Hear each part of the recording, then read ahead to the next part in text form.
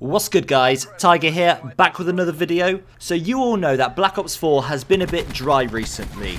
Ever since the Christmas break, Treyarch haven't really released a big update, releasing something new or something interesting. However, Treyarch have spoken and this big update is coming on the 19th of February. Now this update includes all the weapon balancing, as well as some of the specialists and score streaks and things like that I'm going to go over in today's video. They haven't really told us anything new that is coming. We've got some leaks of a couple of new maps that are coming out. We've had snippets of what looks like Outrider as a new specialist that is coming. We're bound to have more guns coming into the game as well. And League Play has been given a concrete date of the 21st of February. However, today I'm purely going to focus on the big patch that is coming on the 19th. Now before I start, I just want to say that I'm going over all of the console changes. There has been a lot of PC changes as well, but I won't be talking about them in this video. If you do want to see all of the changes, you'll find a link in the description with all the patch notes. So let's first start off with the weapon buffs.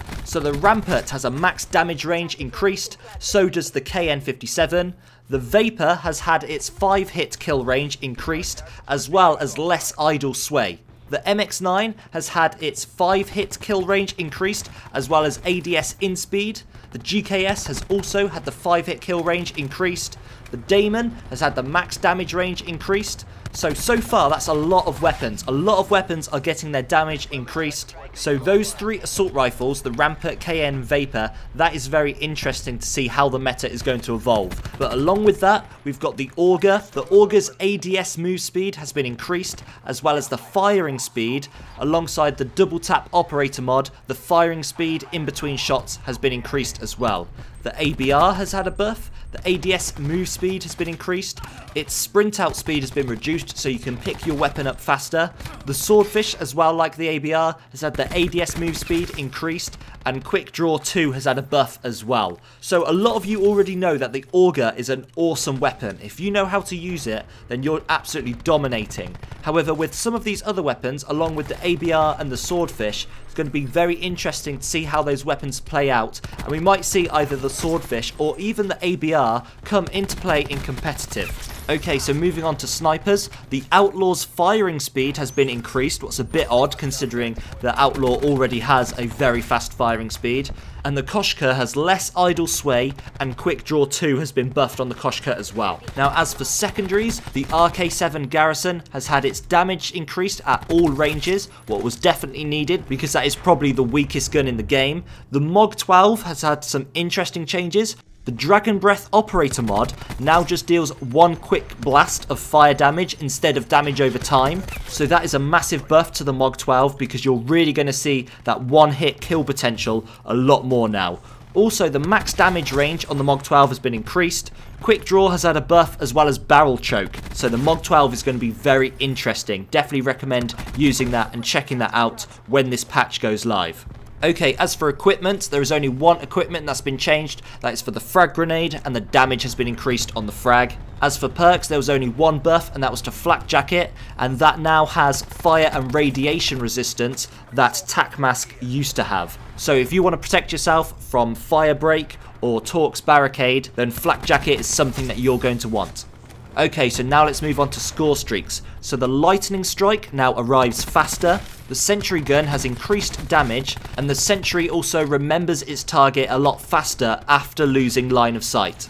Drone Squad damage has been increased, Sniper's Nest now takes one more rocket to destroy, the Mantis has had an increase of explosive damage radius, the Thresher, the chain gun explosive radius and damage has been increased, as well as it has more of an FMJ2 resistance. The Strike Team also got a really weird buff. I don't know why they buffed the Strike Team. The awareness of the Strike Team members has been increased, as well as the health regeneration. Well, it's just very interesting. I don't know why they've done that. That's the only change so far I really do not like. But nonetheless, overall, I'm really happy with the buffs. Now let's move over to the nerfs, and this is where it gets very interesting. Okay, so the first big nerf comes to the Maddox. The Maddox has had a reduced recoil stability for the first 5 shots. So I'm just going to show you an example of the recoil pattern of the Maddox now. So those first 5 shots are going to have a lot more recoil. You're going to need to put a lot more pressure on the right analog stick when shooting at range, and you're probably also going to need to burst fire at long ranges now as well. Quick Draw 1 and 2 has also been nerfed on the Maddox, along with stock. The recoil stability for the ELO sight has also been reduced, so you might see more people running the reflex sight. And the max damage range has been reduced as well, so that is a massive hit to the Maddox. I'm really interested and scared to see how the Maddox is going to feel after this change. I feel that with all of these changes, this gun has just been nerfed into the ground. For those of you that watch competitive Call of Duty, you know that the Maddox is one of the most popular weapons in this game. The Maddox is just very versatile. I think of the Maddox as the best gun in the game at the moment, so with this change, I have no idea what this gun is going to feel like. I honestly feel that it's going to be unusable. However, we don't know how these nerfs actually feel, so on February the 19th, it's going to be very interesting to test this gun out. Moving on to the next weapon that's been nerfed, the Spitfire. Hallelujah, the Spitfire's been nerfed. This is what we want to see. So the max damage range has been reduced, stock has been nerfed, extended mags and fast mags have been nerfed as well.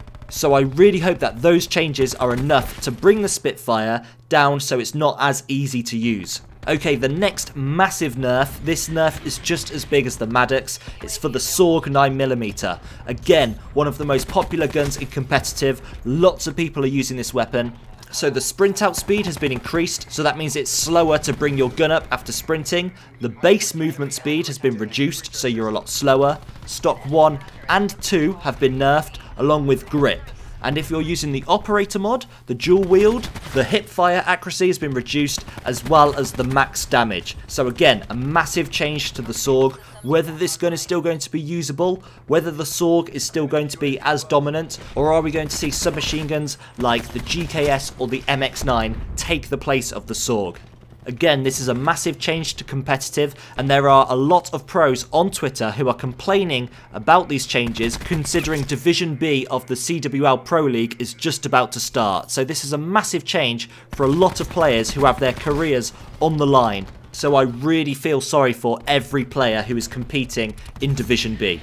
Okay, next nerf comes to the Titan. Again, this is a much needed nerf. We all know how popular the Titan is. So many players are using this and are just getting easy kills. So the flinch resistance on the Titan has been reduced. So that means you're going to flinch a lot more when using the Titan. Its max damage has been reduced as well, and stock has been nerfed on the Titan. So I really hope that those changes are going to bring the Titan down. I honestly feel out of every single weapon, the Titan is the gun that needs to be nerfed the hardest. Okay, so the last weapon nerf is another one you're going to love, and it's to the SG12 strobe light. We all know how annoying the strobe light is, so the visual effects of the strobe light, the flashlight, has been reduced, so it's going to be a lot easier to see what's going on when we are being flashed. This is another amazing change that I'm so happy Treyarch have listened to the community and have implemented these things that we are all asking for.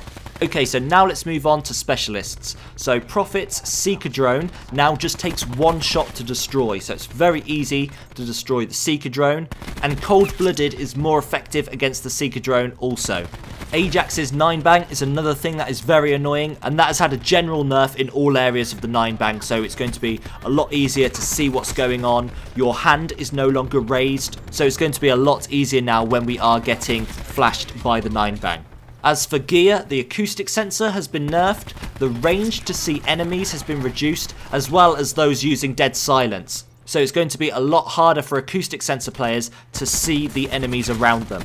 Okay, so that's buffs and nerfs fully out of the way. Now let's just move on to changes. So these are things that have probably had buffs as well as nerfs, so without playing I don't necessarily know if they are going to be better or worse. So the Cordite, the belt feed has had a reduced overheat cooldown, so that is a buff. So if the belt feed does overheat, it won't take as long for it to be usable again. However, grip on the Cordite has been nerfed. So grip is something I'm pretty certain that we're all using, so that is an interesting change for the Cordite. I feel like that is much more of a nerf than a buff, because I don't know how many of us struggle with the belt feed being overheated. However, it's going to be interesting to see at how impactful the grip nerf has been. As for concussion grenade, you can now stun yourself, so if you throw it too close to yourself, you will get stunned. And players no longer raise their hand when concussed if they're using tac mask, so they're going to have much more control of their weapon.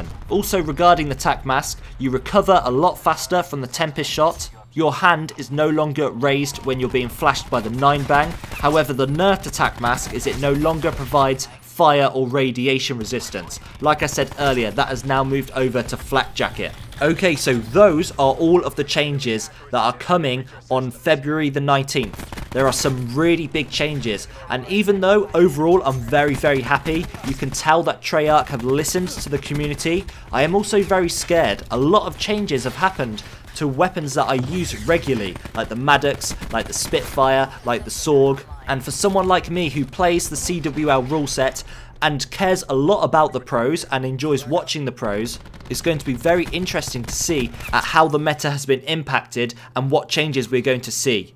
Like I said at the start of the video, are we going to see the Rampart being used in competitive, or the Vapor, or the KN, or are we going to see some of these tactical rifles being used? We've seen the Swordfish come out in some search and destroys like Arsenal. However, if the Maddox is unusable now, are we going to see any of these 3 tactical rifles be used consistently in competitive? I can't wait to see what is going to happen. Please let me know in the comments section what you think of this change. Are you just as happy with me? Do you think this is a very good overall change? It really does feel like they've listened to us and they've nerfed the things that have been annoying us the most. Please let me know in the comments section. Now, if you enjoyed this video and you want to see more, consider subscribing and turn on notifications to stay updated on all my latest content.